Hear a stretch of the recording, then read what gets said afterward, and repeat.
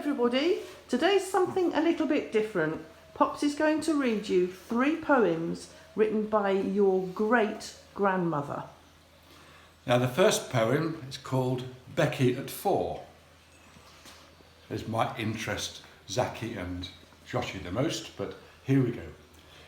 Becky has a birthday. Becky's by the sea. Becky in a rock pool fishes for her tea. Becky in her armbands. Dog paddles through the foam.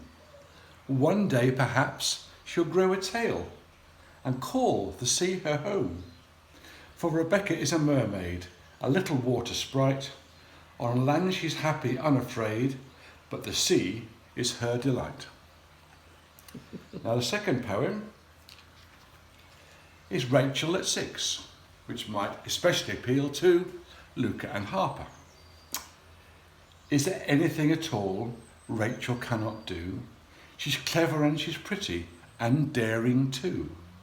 She gets through her reading books like an express train, and sums are no problem to a girl of her brain. She dances like a fairy at her weekly ballet class. Is that why there are fairy rings on Daddy's well-mown grass? At karate she's a demon, with her lunge and kicks and chops.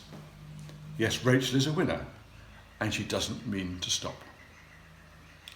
And the last poem is about Mark, and it's called Mark Up to 9, especially for Emmy and Thomas. Mark at 1 was rather fun, as he tumbled and stumbled across the floor, clattered in a scribble in semaphore.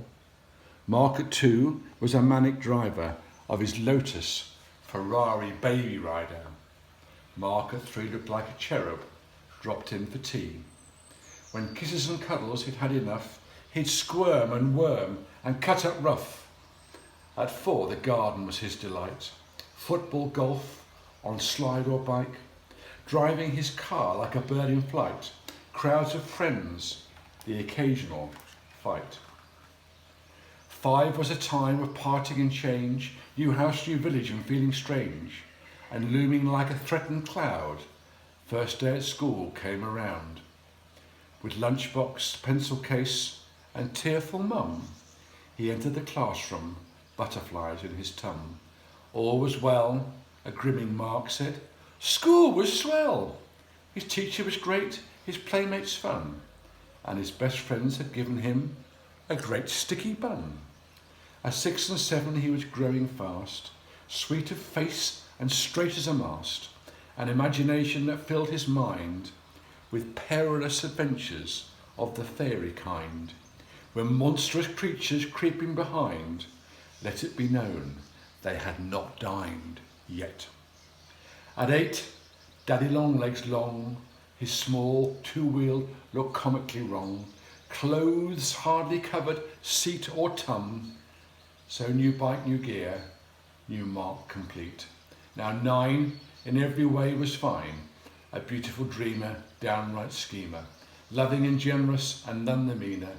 In games of skill and test of will, his karate belts coiled in his drawer, like many huge snakes, writhed and admit a quiet snore.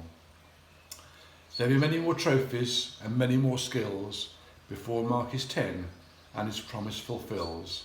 Now bright and happy, straight and tall, he's loving it and loved by one and all. Good night, everybody.